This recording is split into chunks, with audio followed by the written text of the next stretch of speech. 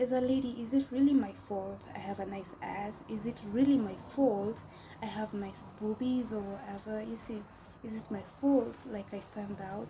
Is it my fault I have a nice body?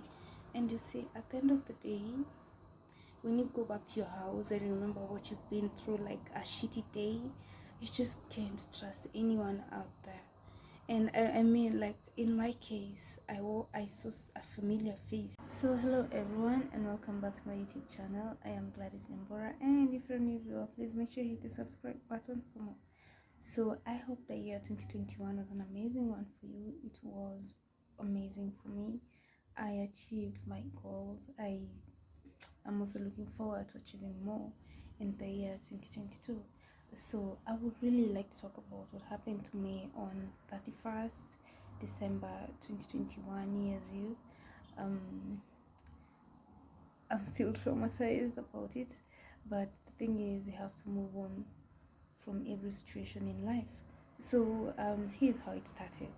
A friend of mine from work, not really from work, but from a different office, invited me for New Year's Eve party at their place. So I knew for that day, even if I had like other plans, I would have to cancel, because these are your friends, like you hang out with like once in a while, like you never really get an opportunity to do so like more often. So it was supposed to be barbecue and drinks, and so I thought that would be nice for New Year, and it also would be nice for friendships at work. And so I thought, I'll have to go. So I was ready by around 7:30, and so we communicated, and I was to travel to this friend's place. It's not far, it's like 3 kilometers away, and so I did. And on alighting at the destination, when I called, the phone was off, and so like it went straight to voicemail. And so I knew the moment this person had like their phone on, I would get a notification. And so I figured I'm in a town, so like what can I do?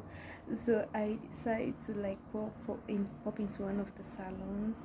I wasn't sure they had like anything for me, but I did anyway, because it's the only way for me to waste time. Not really waste, but pass time. Sorry.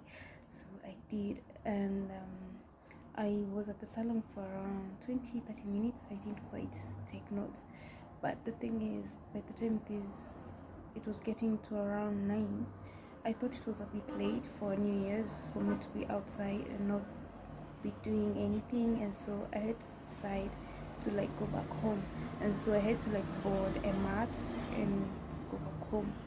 And I remember on my way home, I thought to myself, why not a light like 200 meters, no, like 100 meters away, and then walk another 50 meters to get to the place of work where the guy is normally, and I can see if the guy is there.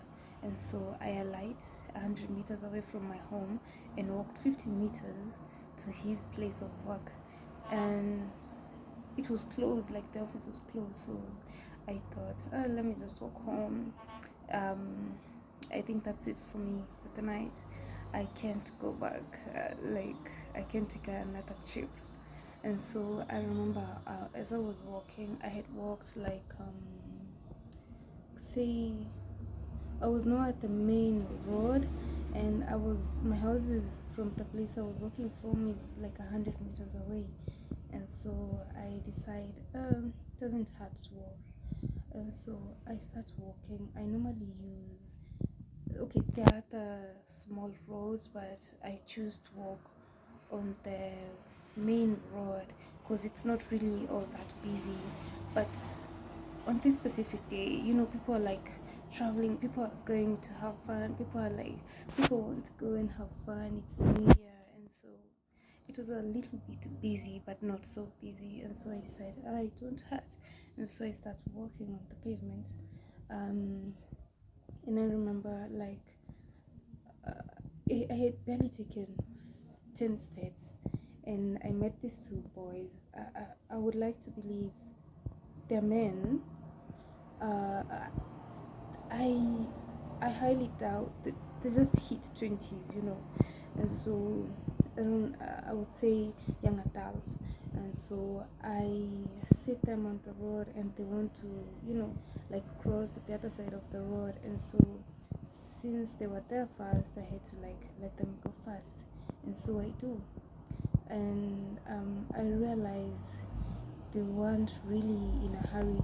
Okay, they had like almost started like crossing to the other side, but I guess when they saw me, they came back, and so I thought to myself, oh, let me just see what they're about to do, and so I remember what did I do?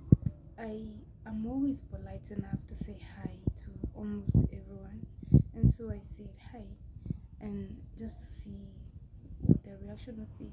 And so in that moment, um, they actually were very nice to me, and they said hi back, and then the next thing I know is they're letting me go first, and I was so excited, like I was so happy, and for once I thought to myself, oh, chivalry actually exists, and little did I know what was about to happen.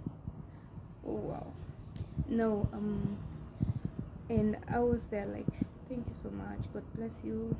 And I went to fast, and immediately I was past the first guy. There were two guys, right? Immediately I was past the first guy.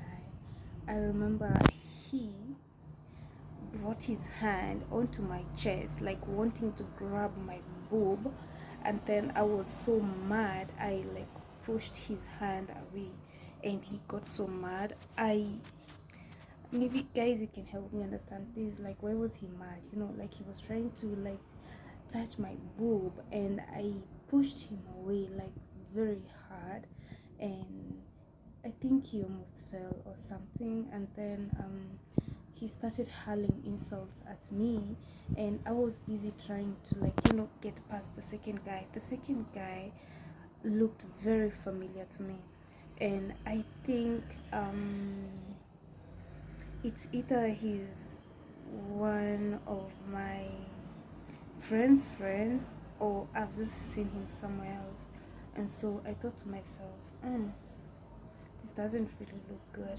So the second guy wasn't really doing anything, and I guessed it could be because he looks familiar to me and he sort of knows me, and that's why he won't do anything. And so I safely went past him, but the other guy is still hurling insults at me. And so I turned back. I was so angry. Like, ladies, you can relate to this kind of situation. I was so angry because he's still insulting me for whatever reason. And so when I turned back, I remember I asked him, oh, what's wrong with you? Like, why the sudden kind of behavior? Like, you're just trying to get past the road, and then you're attempting to grab my boob, and then I pushed you away, and now you're hurling insults at me. In that moment, because they were like, suddenly the two of them were actually like coming at me. I was saying these things in order to like attract attention, because I noticed a crowd on the other side of the road. You see, this is a place one can easily get harmed, or like the worst can happen to you. And so I noticed there was a crowd on the other side of the road, and so I was trying to like get their attention, since these two guys were actually now coming at me running. And so I had to like really think fast. I couldn't fight them, like the dudes. And so what I did was I immediately jumped in, like literally jumped in the road, and there was an oncoming car, not one, I would say like several. I caused traffic, I remember. There was an oncoming car, and so I had to like stand in front of it. And so this is a road where people are always like walking, like I wasn't understanding. Okay, yeah, maybe I can relate. People were on their way to like have fun. It was the festive season, like the new year. And so I remember when I jumped into the road, the oncoming car had to stop, and so I knew this was my time to escape these guys. And so I remember them trying to say, you we're just from drinking with you, we're just from partying with you, and you want to, I don't know, you're trying to like insult us. We bought you drinks, we bought you what. And I got so mad, and I knew this was a major trap, like, and it's the New Year's Eve. Keep in mind, people are getting drunk, people are getting what. So if I'm hurling insults at anyone, I would seem to be so drunk. I would seem to be under influence of drugs or something, and so I just kept my cool. I didn't say anything. So, and I remember what I did was I had to cross to the other side of the road. Fortunately, there was a matatu picking up people, and so I the driver had actually seen what had been happening, because he had been there for over 5 minutes.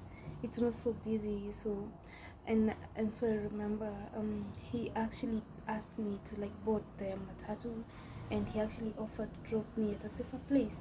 I